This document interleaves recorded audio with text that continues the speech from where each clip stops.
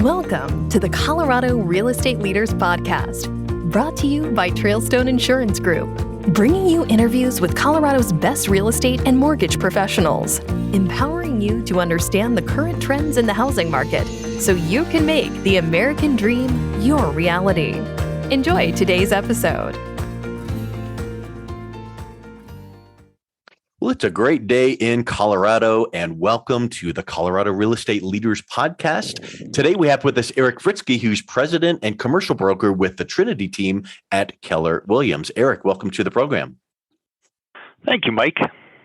Hey, welcome, so I'm excited to learn from you because everyone's got their unique background and flavor and flair of how they do business and what even got them into the business. So if you could remember back that far, because I know, Eric, you've been in the business for many a year. What originally got you interested in real estate? Yeah, appreciate the question. So I would say that I kind of grew up, or not kind of, I grew up in the industry. My stepdad was licensed, I think, in 1974. So, yeah, I'm pretty sure that's close to when Moses was around. But anyway, I like to joke with him all the time along those lines. But I was a kind of early mid-20s guy, and the market had been improving for a few years. And he started kind of chatting with me about looking at real estate as a career option.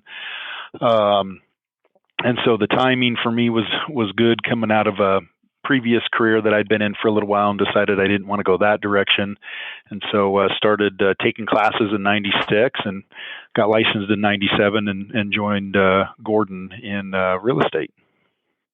Yeah, that's interesting to kind of grow up in the business and you saw it from the inside out. You probably saw things that looked attractive and things that you're like, oh, I don't like that. But guess what? Every single career has those things that you don't really love. So, but the overwhelming benefit is, the flexibility and the freedom and the way you serve your client. So talk a little bit about how you serve the clients that you work with. And I know we'll also get into the Trinity team, the team aspect. And so talk a little bit about what your personal focus is on the team.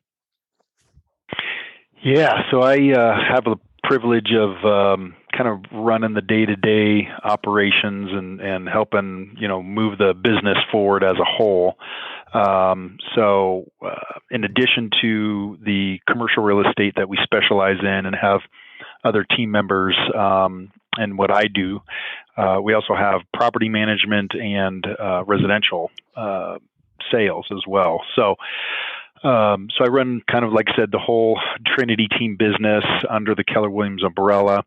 And then I specialize in working with business clients, business owners, and investors for their commercial real estate needs.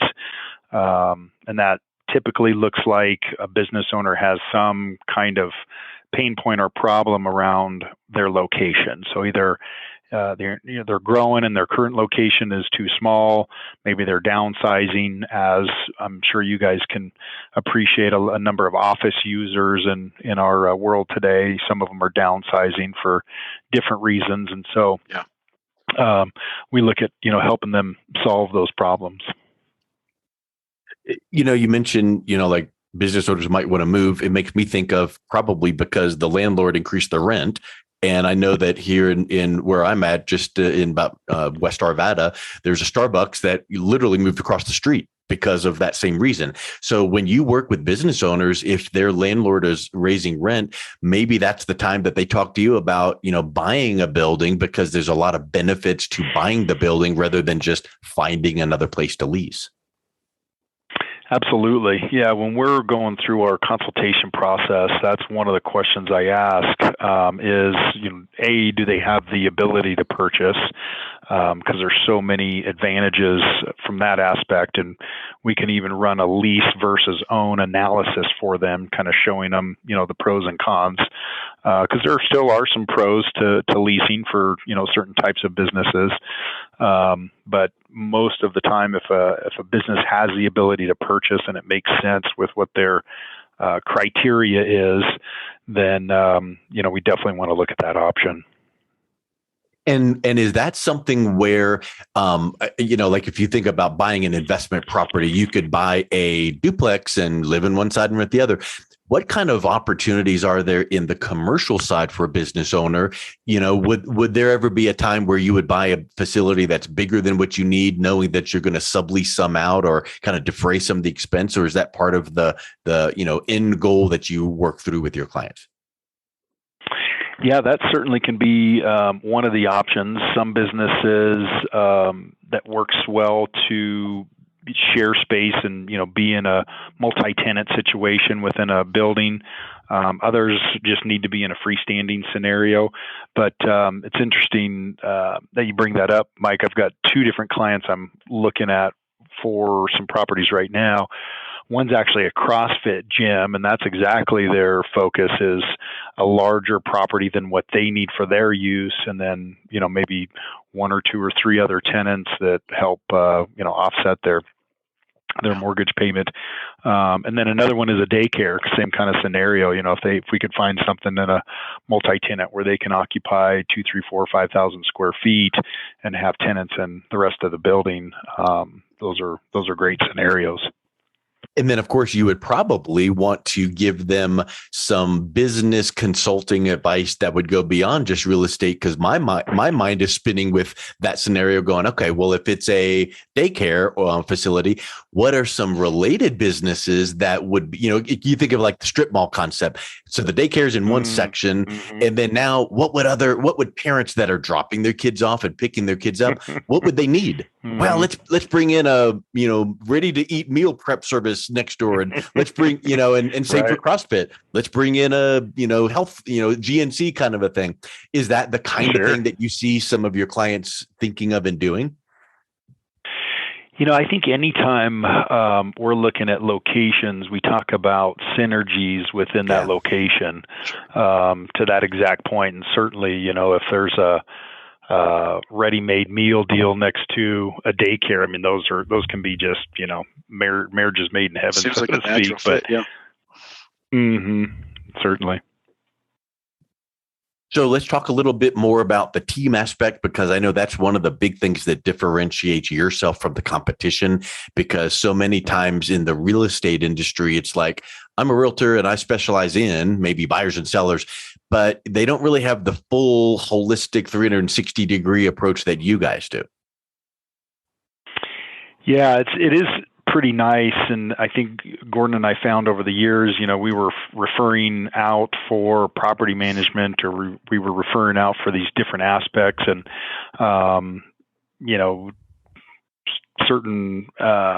sometimes we'd have somebody that worked for us that said, hey, we've done property management in the past. If that's something you guys want to look at bringing in house, so to speak, we can help get that set up. And so, just over the years of, finding good people to join us in those different aspects of the business. And then it creates, to the point of the synergy with other businesses, it creates a great synergy within our own team. Because oftentimes when we have a landlord management client and they're talking about potentially selling or whatever the case may be, then we can refer them to that residential division and vice versa. And even our commercial clients often have residential and management needs too. So it's pretty cool. And you use the word synergy, and I think of the word integration, and it makes me think, like with the commercial deal you mentioned, and they might need to sell, and now all of a sudden you've got someone on your team that can go from managing a property to now working with that commercial client to help them list and sell their property. Well, isn't there some benefit over and above just the one-stop shop, but even some little tiny things, like if Eric has a client and you've just gotten to know them over the months and years, and now they need whatever the case is, like you've been doing property management, now they need the commercial side. Isn't there something in your database where now there's not any overlapping and redundancies? Now you bring your team member up to speed, and they can pick right up without the whole tell me your name and tell me your background. And so I think that becomes another huge benefit of the team, where it's all under one roof, one-stop shop, because Gordon updates Eric, and now Eric is right up to speed with the client, and now they feel like they're really well taken care of. Oh, certainly. Yeah. I mean, really, Gordon and I have built the business primarily on repeat and referrals over the years, which you have to have a focus, as you guys know, on taking good care of your clients if they're going to come back and do business with you and also refer their friends and family. So yeah, that does make it nice. And oftentimes, if I have a good relationship with a client and they're looking at using one of our other services, I can even kind of, match them up somewhat personality wise to that team member that's, going to really click with them the best. Yeah. I mean, little things like, oh, wow, I see you love the outdoors. Well, I've got a team member that, or I see that you had, went to this kind of school. And it's those little things that I really think that make a huge difference. Absolutely. So what else? What is the main part of your business? Are you working predominantly as the Trinity team? Are you guys working predominantly with buyers or sellers or commercial, or does it fluctuate throughout the year given the market conditions? Yeah, it certainly does fluctuate. There are times. I mean, we're I think, as you guys know, seeing a shift in the market with interest rates going up. Everybody talking about inflation and just kind of, a little bit of taking their foot off the gas pedal just to kind of see how things start to shake out a little bit. So, from that standpoint, we see some fluctuations between buyers and sellers and, tenants and the types of deals that come across. And so, right now we're certainly seeing not as much of a seller's market as it has been, both residentially and commercially. But I think it's all a good thing. We've needed the market to see some kind of an adjustment or slowdown. And fortunately, I think most of the research and forecasts that I've been a part of are just really just calling for kind of a flattening to some degree, or, a slight appreciation for the foreseeable future that we've needed, like I said, we've needed for a few years now. So Eric, I saw a report the other day that inventory has really increased in June. Are you seeing that on the commercial side and the residential side, or is it just one side of the market more than the other? Commercially, historically, inventory stays on the market for much longer time frames than residential. Sure.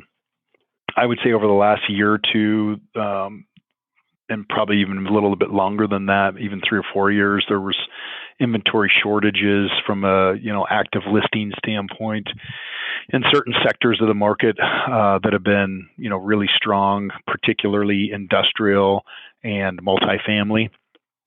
And so sometimes when we'd meet with a new client and they'd give us, here's what we're looking for, and we'd know right off the bat, that's going to probably take a little bit of time to find something out there, and it may not be available now. So we're just going to have to sit and wait for it to come on the future down the road, or come on the market in the future. But we're seeing inventory numbers start to increase, and I think we'll see that happen for a while until we see that equilibrium happen. So. Sure.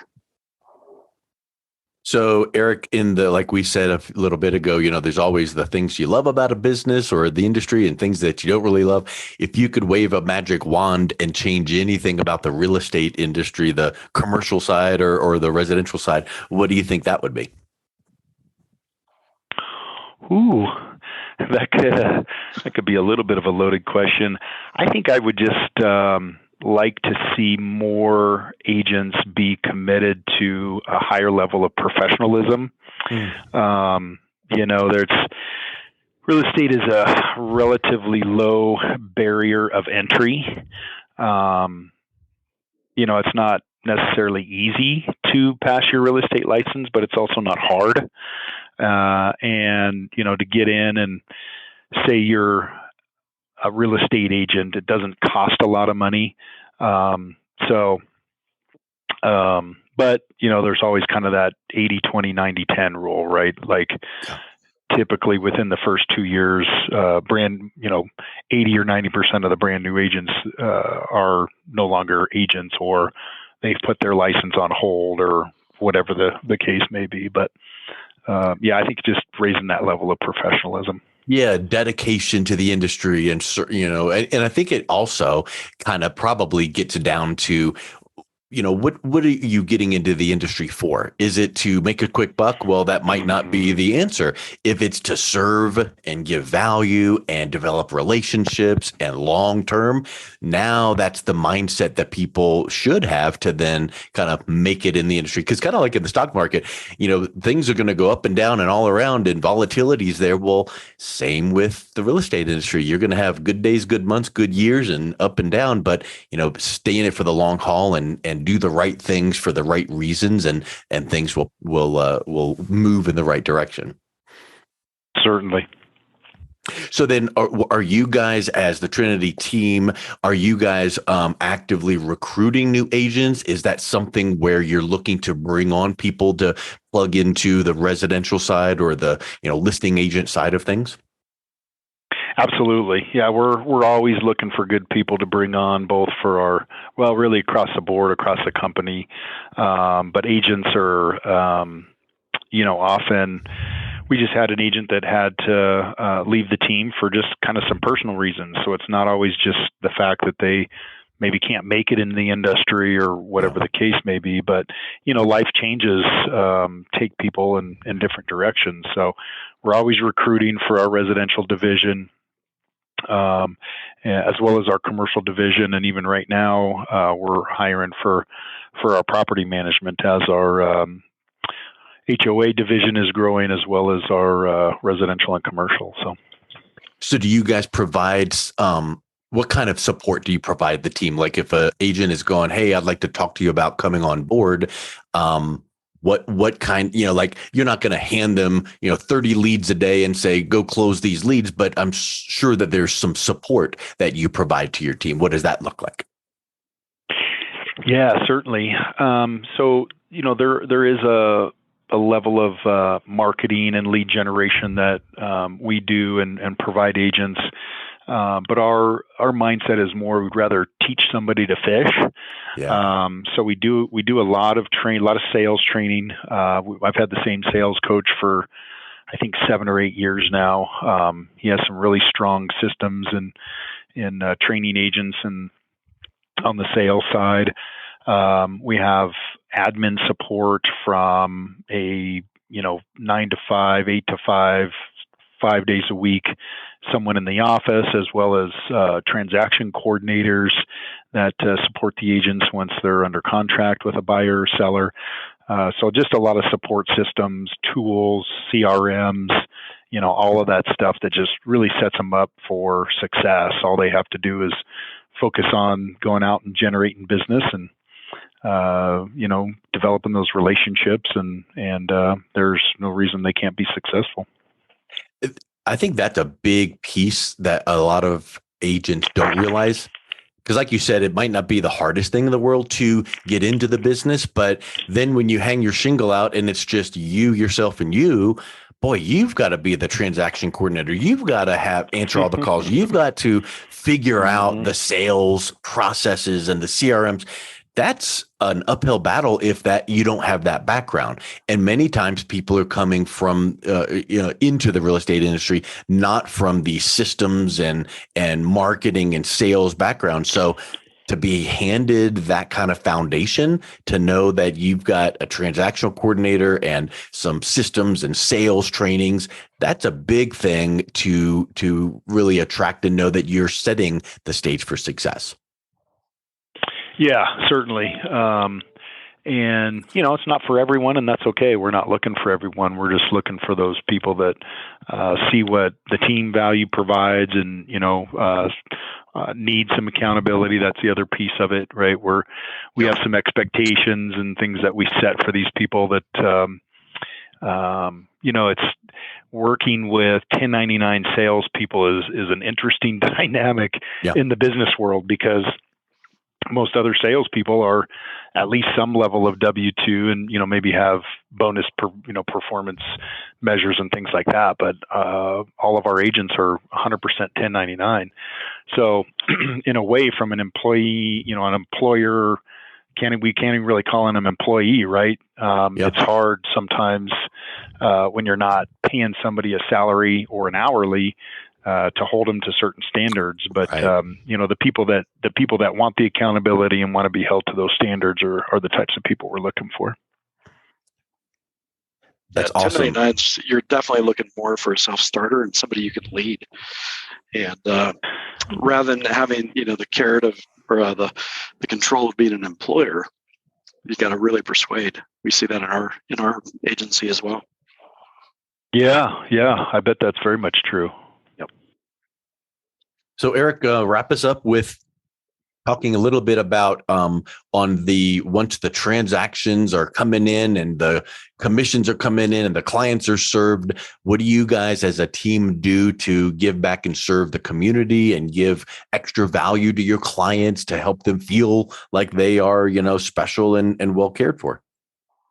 Yeah, that's we've taken a little bit of a different mindset than some of the traditional marketing. We do some of that stuff as well, but one thing we like to do for our clients is we have what we call quarterly client appreciation parties. In fact, we've got one of them coming up Sunday that you guys are welcome and invited to at the Broomfield Bay, which is a little water park. So we invite, I don't know, couple thousand of our favorite clients. Friends. Yeah. And I think the park holds 400 or 500 people. And so we usually have a good group of people that show up, and some have kids and like to get in the water, and others just come to hang out and, have a hamburger, a hot dog, or both. And, we just spend a couple hours hanging out and having fun. Awesome. Sounds like a lot of fun. That's the way that you build. You mentioned we do business by referral. Well, if you just have happy customers, they don't really refer well. But if you have raving fan clients like what you're describing, they feel well cared for and treated well, and the transaction went great. And then you do these kind of extra things, you can't help but to be talked about. And I'm sure we can give, you gave that one example. I'm sure there's a whole litany of other things that you guys do to really show your clients, we care about you. Thank you for being a client. We want to, we want to do business with your kids, and your kids right now are 2 years old, and we want to be here and doing business with them. Yeah, certainly, and that's certainly been something that we're working on deals with second and third generations of clients we had 20 and 30 plus years ago. So that should be that should be a marketing campaign right there. I sold your grandfather his house. Thank you. Come on in and let's work on yours too. I mean, it really is a testament to, if like most people don't know who they bought their last car from. But what about a real estate agent? Who did you buy your last house from? Well, when you know that, I got my house from Eric at the Trinity team because I go to his events, and that's huge. Mm-hmm. Really amazing. Absolutely. One of the most interesting statistics in our industry is that when they've surveyed, home buyers and sellers, I know it's over 70%. I don't want to overstate. I think it might even be over 80%.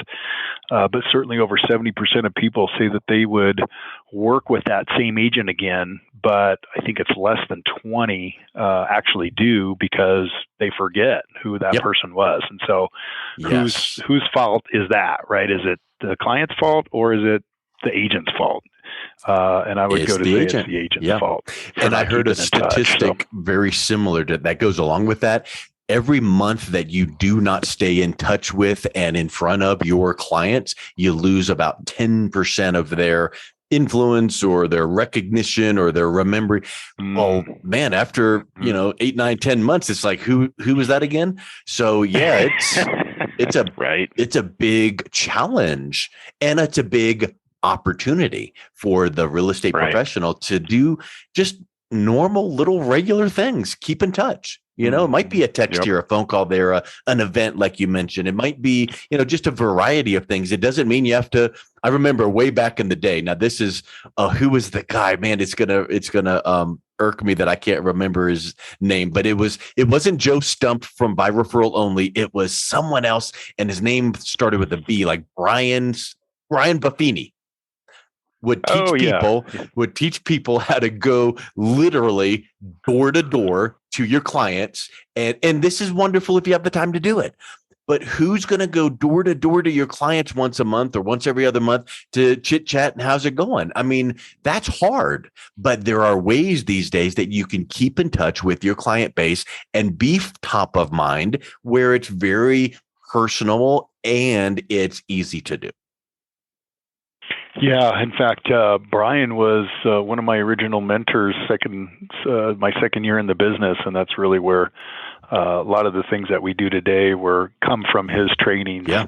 And in fact, I was just listening to his podcast earlier today. So yeah, he's a. Does he he's still espouse? Does he still espouse that? Because I'm remembering something from probably 15 years ago. Oh yeah. He's still got, I think, the largest, at least in the real estate space, if not across a lot of industries. He's got the largest coaching and training company. So he's great. Yeah. Yeah. You have to do the things to stand out, and you have to do the things that other agents don't do. And I'll guarantee you this, that water park hot dog hamburger event that you just mentioned for your client appreciation. And then I know that you've done other, rent out movie theaters. Not many agents are doing that, and the clients appreciate it, and they recognize that because it costs a penny or two to do that. So you're giving back. You're not saying, you can be invited to one event for every house that you know. You're just going, thanks for being my client. Come on down. Absolutely. Yeah. And like I said, a lot of the marketing dollars that other agents would normally spend on trying to go get, new clients in the door, we kind of take some of those marketing dollars and turn it back around and spend it on our clients as a thanks for, sticking with us. So, well, let's wrap up with this, Eric. If someone's listening to this going, you know what? I like the sound of multi-generational relationships and a real estate team that really treats people right. What's the best way that someone can reach out and connect with you and the Trinity team? Yeah, so probably a great start is on our website, depending, again, residential, commercial, or property management, and that's Trinity Team Real Estate CO, like Colorado.com. And then our general office line for our Keller Williams office is 303-452-3300, and you can ask for anyone on the Trinity team. Excellent. Well, it's such a pleasure chatting with you today. I love how you conduct your business, and really appreciate you coming on. Thank you, guys. I appreciate it very much, Mike. And look forward to chatting again soon. And Mark, thanks for having me on as well. Absolutely. Thanks for being on. Thank you for listening to the Colorado Real Estate Leaders Podcast, brought to you by Trailstone Insurance Group. To learn more about the topics mentioned on today's show or listen to past episodes, visit www.coloradorealestateleaders.com.